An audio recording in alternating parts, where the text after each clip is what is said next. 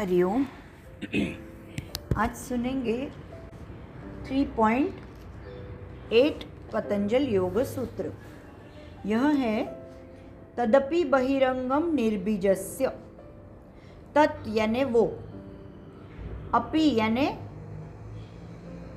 Also, बहिरंगम निर्बीजस्य यानी परंतु वह अंतरंग भी समाधि, निर्बीज समाधि का बहिरंग हो जाता है।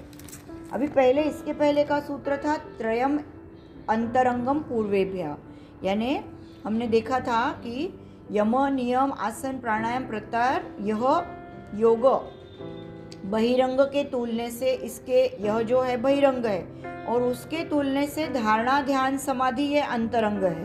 पर धारणा ध्यान समाधि ये भी निर्बीज जो समाधि है उसका बहिरंग होता है। मतलब हम जो साधना रोज करते हैं, आसन, प्राणायाम, यम, नियम, वो बहिरंग है सबीज समाधि का, धारणा ध्यान समाधि का। और ये जो धारणा ध्यान समाधि जो अंतरंग है उसका, वो जो आगे वाली जो निर्बीज समाधि है उसका ये बहिरंग है धारणा ध्यान समाधि, ऐसे उन्होंने कहा है। तो इसका एक्सप्लेनेशन देते हुए बताया है स्वामी डॉक्टर श्रीराम आगाशे जी ने कि समाधि यह अष्टांग योग का 8वां और आखिरी अंग है। तो बहुत जनों की ऐसे गलत फहमी हो जाती है कि समाधि यह लास्ट स्टेज है, योग मार्ग की एंडिंग है। लेकिन महर्षि पतंजलि ने समाधि के आगे की साधना का उसके ओर अंगुली निर्देश किया है। उन्होंने कहा यह आगे का जो प्रवास है वो सबीज समाधि से निर्बीज समाधि के लिए करना है, ऐसे उन्होंने बताया। योग मार्ग का शिखर यानी टॉप, यह धर्म मेघ समाधि साध्य करके कैवल्य प्राप्ति करना, यही योग साधना का अंतिम लक्ष्य है, ऐसे उन्होंने बताया है। धारणा ध्यान समाधि करके संयमावस्था में साधक आसानी से पहुंच जाएगा, लेकिन उसके आगे जो है निर्बीज समाधि, उसके लिए थोड़ा समय लगता है। स्वामी विवेकानंद ने राजयोग में बताया है कि बीज में उसका पूर्ण वृक्ष समाया रहता है। यानी अगर बीज यह क्या है, कारण है, और वृक्ष यह उसका इफेक्ट है। सांख्य की फिलॉसफी है यह, सांख्य शास्त्र की, कि जो इफेक्ट है उसमें कारण समाया हुआ ही है, और कारण है उसमें आगे इफेक्ट तो आने ही वाला है, ऐसा। तो उन्होंने बताया है कि बीज में पूर्ण वृक्ष सूक्ष्म रूप से समाया है, तो बीज जैसे अंकुरा तो वृक्ष होने में कितना समय लगेगा। तो सबीज समाधि तक जो साधक पहुंचता है वो पूरी तरह से मुक्त नहीं, वहाँ से वापस आने का चांसेस होता है, वापस वो दुनियादारी की ओर, वापस वो रिटर्न, सब यही सब जीवन चक्र में आने का हो जाए, चित्तवृत्ति के जाल में अटकना हो सकता है। दुनियादारी का धोखा यहाँ पे रहता ही है। तो जब तक बीज है तब तक सृजनता रहेगी ही। जो ये हमको बीज ही पूरा नष्ट कर देना है बाद में, आखिरी में हमको तामस से सत्व, राजसिक, राजसिक से सात्विक गुण, सात्विक गुण में होंगे तो ही धारणा ध्यान समाधि में आ पाओगे, और फिर उसके आगे सब गुण, निर्गुण, तीनों गुण चले जाते हैं, सात्विक गुण भी नहीं रहेगा, ऐसा। पर उसके लिए सात्विक गुण तक आना ज़रूरी है, नहीं तो हम बोलेंगे तो क्या, लेकिन वैसा नहीं है, उन्होंने बताया। तो पुरुष और प्रकृति के संयोग से अविद्या निर्माण होती है। पुरुष ख्याति होने के बाद में विद्या का जो धारदार शस्त्र है, यह पुरुष और प्रकृति का मतलब जो बंधन है वो कट किया तो ही कैवल्यावस्था प्राप्त होती है। फिर उन्होंने बताया है कि योग यह एक अर्थ से वियोग ही है। आत्मा और परमात्मा का जुड़ना यानी योग है, हम ऐसे बताते हैं, ठीक है।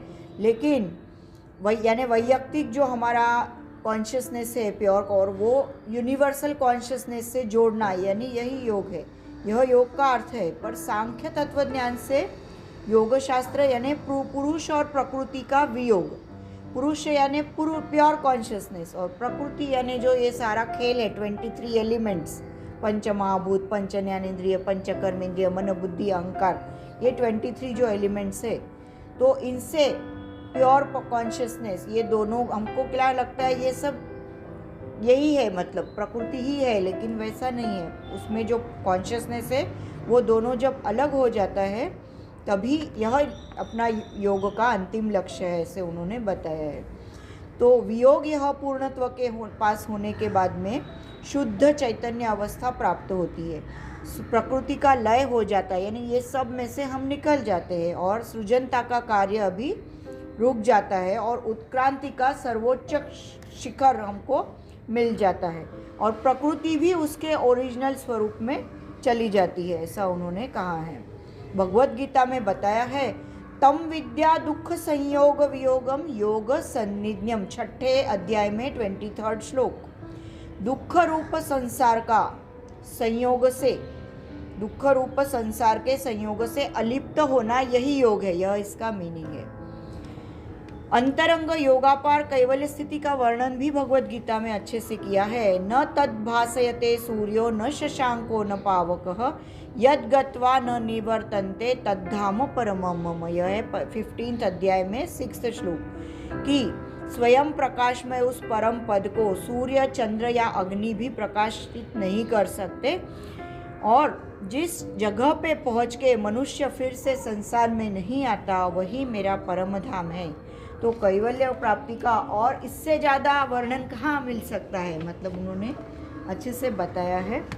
फिर कोपरडेकर जी ने भी बताया है कि धारणा ध्यान समाधि जब अच्छे से जमने लगती है हमको, फिर भी साधक को वर्ल्ड तो दिखता ही है, तो अभी भी हम लोग नीचे की अवस्था में है और समाधि की उच्च व्यवस्था अभी उसको प्राप्त होने की बाकी रहती है। तो निर्बीज समाधि ये सबसे ऊपर का स्टेप है और निर्बीज समाधि आ गई तो कर्माशय खत्म होता है, मतलब कर्मों का बंधन नहीं लगता। कोई भी कर्म किए तो भी हमको वो बंधन नहीं लगेगा उसका, तो वही निर्बीज समाधि है। और उसकी 4 स्टेप्स है, सवितर्क समाधि, निर्वितर्क जो हमने पहले पढ़ी है, सविचार समाधि और निर्विचार समाधि। और यह स्टेप्स एक से बढ़कर एक सूक्ष्म लेवल पे है, तो एक स्टेप चढ़ के हम दूसरी स्टेप जाएंगे, फिर आगे आगे चले जाएंगे, ऐसा उसका प्रोग्रेस है। और फिर वहीं पे मुक्ति मिलती है और वहीं अतिशय उच्च कोटि की अवस्था है और यह अवस्था बहुत कम लोगों को मिलती है, ऐसा भी उन्होंने बताया है। और फिर आनंद ऋषि जी ने बताया है कि संप्रदाय समाधि में शांत हो जाते हैं, फिर मौन हुआ चित्त अभी भी बाकी रहता है, तो वासनाओं का बीज अभी भी बाकी रहता है, इसीलिए उसको सबीज समाधि बोलते हैं। और जब भी अंतःकरण के पार मतलब एकदम अपना कॉन्शियसनेस विराजमान होता है, वही कैवल्य अवस्था है। तो 1.3 में स्टार्टिंग में ही बताया था कि ददा दृष्टु स्वरूपे वस्थानम, मतलब बाद में अपना वो दृष्टा पुरुष रहता है, वो उसकी ओरिजिनल इसमें स्थित हो जाता है स्थिति में। और यही अवस्था यानी कैवल्य अवस्था और निर्बीज समाधि योग का अंतिम साध्य। और तदपि बहिरंगम निर्बीजस्य, यह बोल के ऋषि पतंजलि ने अंतिम निर्बीज समाधि की हमको याद करके दिया है कि प्रवास अभी तक हमारा बाकी है, ये हमेशा हमको याद रखना है, कितनी भी अच्छी समाधि प्राप्त हो गई तो भी, है ना।